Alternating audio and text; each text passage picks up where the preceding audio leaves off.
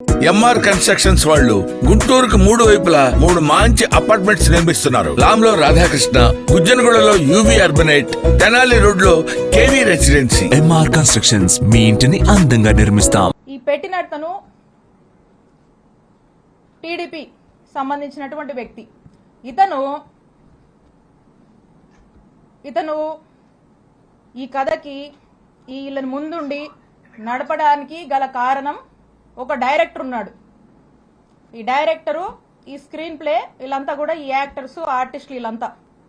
ఎందుకంటే మొదటి నుంచి కూడా ఒక మార్కెటింగ్ టీంని పెట్టి, మీరు వస్తారా, విడుదల రజనీ మీద కేసు పెడతారా, కంటెంట్ మేము ఇస్తాము, మీరు జస్ట్ అక్కడికి వెళ్ళి ఆ కంప్లైంట్ ఇచ్చిరండి, మీరు వస్తారా, అధికారం మా దగ్గర ఉంది, ఏం పని కావాలో చేసి పెడతాము, విడుదల రజనీ మీద మేము ఒక నరేషన్ ఇస్తాము, ఆ నరేటివ్ తీసుకుని పలానా ఆఫీస్కి వెళ్ళి కంప్లైంట్ చెప్పండి, బయటికి రాగానే మీడియాతో మాట్లాడండి, సోషల్ మీడియాలో పెట్టండి అనేది ఒక ఎజెండా పెట్టుకున్నారు. ఒక మోడస్ ఆపరెండా రన్ చేస్తున్నారు. దాంట్లో భాగంగానే ఒక బిజినెస్ మ్యాన్, ఒక వ్యక్తి వెళ్ళి, ఇక్కడ ఒక డైరెక్టర్ ఉన్నాడు, ఆ డైరెక్టర్ ఎవరో కాదు, నర్సరావుపేట ఎంపీ శ్రీ లావు శ్రీకృష్ణదేవరాయ గారు. Is the director. ఈ డైరెక్టర్ దగ్గరికి ఈ బిజినెస్ మ్యాన్ వెళ్తాడు. ఈ బిజినెస్ మ్యాన్ ఫ్రెండ్ అంటారు, ఈ బిజినెస్ మ్యాన్ బంధువు అంట, అదే పార్టీకి సంబంధించి, అదే వాళ్ళ వర్గానికి సంబంధించినటువంటి వ్యక్తి ఈ బిజినెస్ మ్యాన్.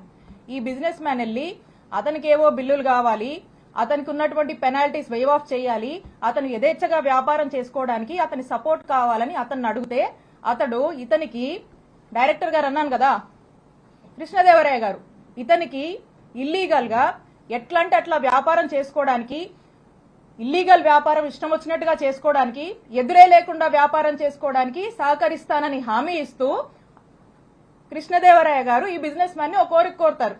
ఏంటంటే, నా టార్గెట్ విడుదల రజనీ, ఈ విడుదల రజనీ మీద తన్ని డిఫేమ్ చేయాలి, తన మీద ఏదో ఒక కంప్లైంట్ పెట్టండి, తన్ని డిఫేమ్ చేద్దాము, కంప్లైంట్ పెట్టించడము, ఆ పైన ఫాలోఅప్లు వ్యవహారాలు మొత్తం నాది బాధ్యత, మీరు అలా కంప్లైంట్ పెట్టి నేను చెప్పిన ఆఫీస్కి వెళ్ళి ఇచ్చేసి మీరు ఇంట్లో కూర్చోండి మెలకుండా, నేను నడుపుతా అని చెప్పి మీ బిజినెస్లు నడిపిస్తా అని అతనికి అభయం ఇచ్చి వెనకుండి ఈ విధమైనటువంటి దారుణమైనటువంటి ఇల్లీగల్ కేసుని నా మీద, మా స్టాఫ్ మీద, మా మరిది మీద పెట్టించినటువంటి ప్రయత్నం చేశారు.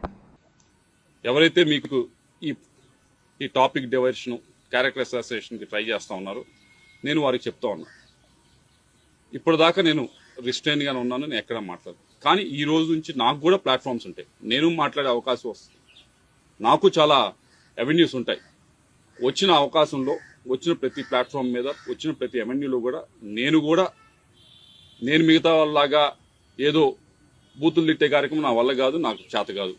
లేకపోతే మిగతా వాళ్ళలాగా ఈవిడ చెప్పినట్లు నిన్న అబద్దాలు చెప్పడం అనేది నాకు చేత కాదు.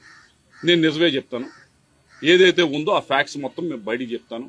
ఈ విషయమే కాదు, చాలా విషయాల గురించి మాట్లాడతాను, పేరులతో సహా తీసుకుని మాట్లాడతాను. ఇది ఎంత దూరం వెళ్తుందో చూసుకున్నాం. మీ అందరికీ చెప్పేది ఒకటే, మీ వెనకమాల ఎవరైతే ఉండి మాట్లాడుతున్నారో వాళ్ళకి చెప్పేది ఒకటే, మీరే మొదలు పెట్టారు, ఇప్పుడు దీన్ని మేము ముందుకు తీసుకెళ్తాం. తప్పకుండా దీనికి తగిన విధంగా సరైన సమయంలో తప్పకుండా వచ్చిన అవకాశాన్ని ప్రతి ఒక్కటి ఉపయోగించుకొని పేరులు తీసుకుని కూడా మాట్లాడతా అని చెప్పి మీ అందరికీ కూడా తెలియజేస్తాం.